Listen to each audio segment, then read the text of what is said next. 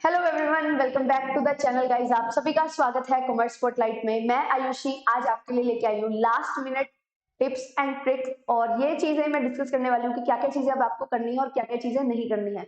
Last minute last moment dos and don'ts हम discuss करने वाले हैं, क्योंकि काफी बच्चे हैं जो प्रैक्टिस कर रहे हैं, ठीक है, प्रिपेयर कर रहे हैं, और उनके मन में सवाल आते हैं, सबके मन में सवाल आते हैं कि कैसे चीजें चलेंगी, अभी तक सारी चीजें कवर नहीं की हैं, तो क्या मेरा सिलेक्शन हो पाएगा, या किस तरीके से अभी प्रिपरेशन करूं, लास्ट के 3-4 दिनों में क्या चीजें पढूं क्या चीजें ना पढूं।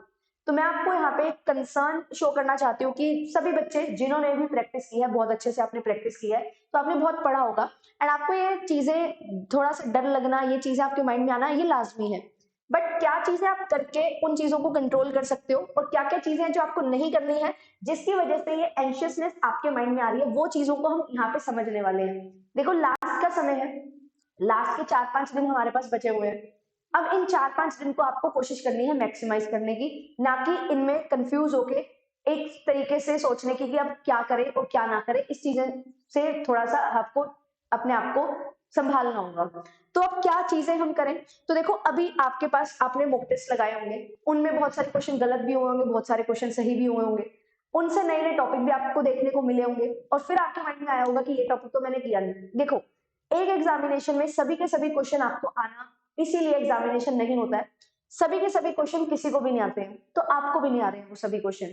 बट यस, अगर आपको इतने क्वेश्चन भी नहीं आ रहे हैं जो आपके सिलेक्शन में आपको हेल्प कर सके, तो ये एक चिंता का विषय होता है और उस पर हमें काम करने की जरूरत होती है।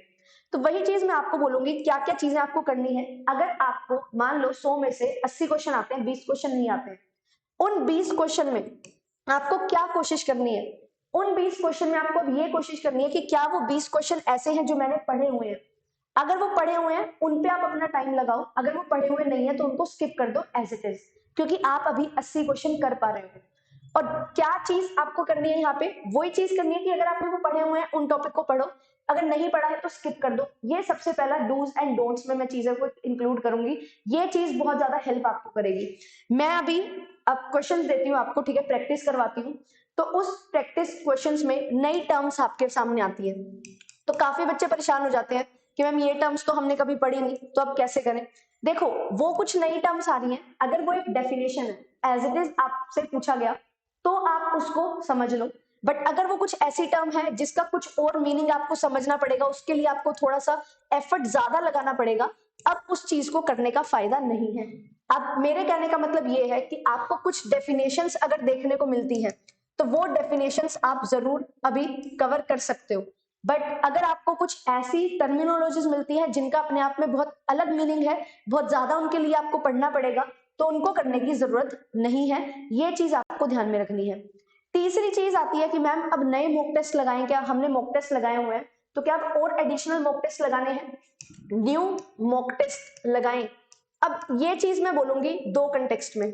जिनके एग्जामिनेशन में 5 दिन बचे हुए हैं ना, 5 डेज ओनली या इससे कम, तो उनको नए मॉक टेस्ट नहीं लगाने। जिनके एग्जामिनेशन में 5 दिन से ज्यादा समय है, 8 से 10 दिन का टाइम है, आप लोग नए क्वेश्चंस लगा सकते हो, नए मॉक टेस्ट लगा सकते हो। इनको फिर करना क्या है?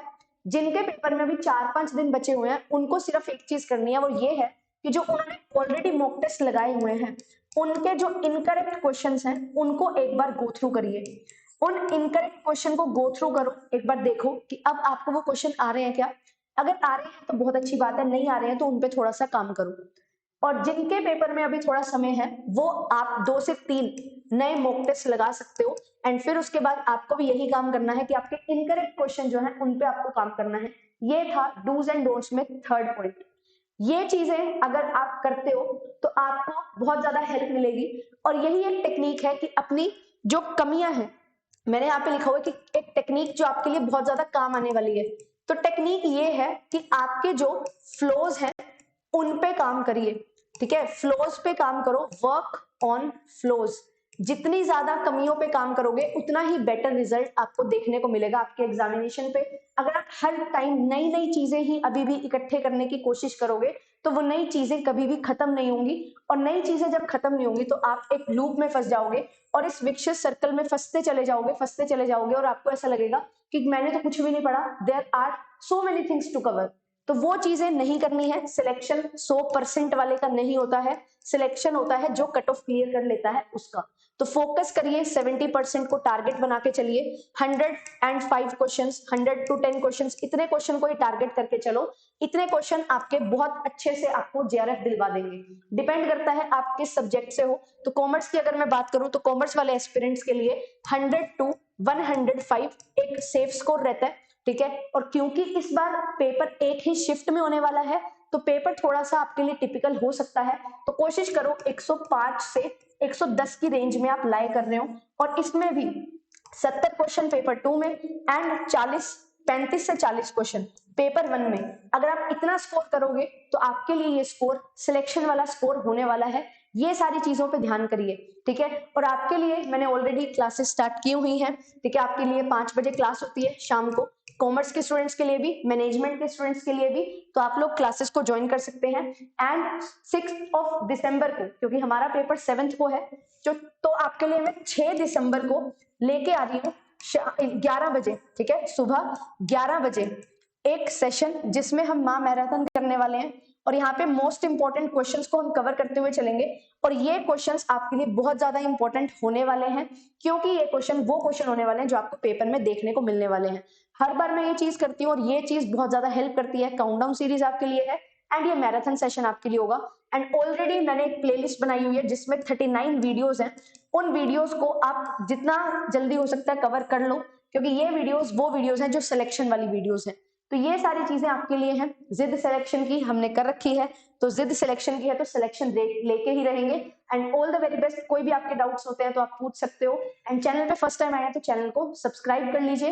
एंड जो भी एस्पिरेंट्स यूजीसी नेट एग्जामिनेशन की तैयारी कर रहे हैं तो उन सभी के साथ शेयर जरूर करिएगा। एंड अगर आपको वीडियो अच्छी लगती है, कंटेंट अच्छा लगता है, तो आप वीडियो को लाइक भी कर सकते हैं। एंड प्रिपरेशन करते हुए चलिए, ये लास्ट के 5-6 दिन है ना, ये बहुत ज्यादा इंपॉर्टेंट हमारे लिए होते हैं। तो good luck, all the very best. और आपका रिजल्ट बहुत अच्छा होने वाला है। बस अपनी मेहनत है उसमें एक सच्चाई रखिए और अच्छे से मेहनत करते हुए चलिए। Bye bye.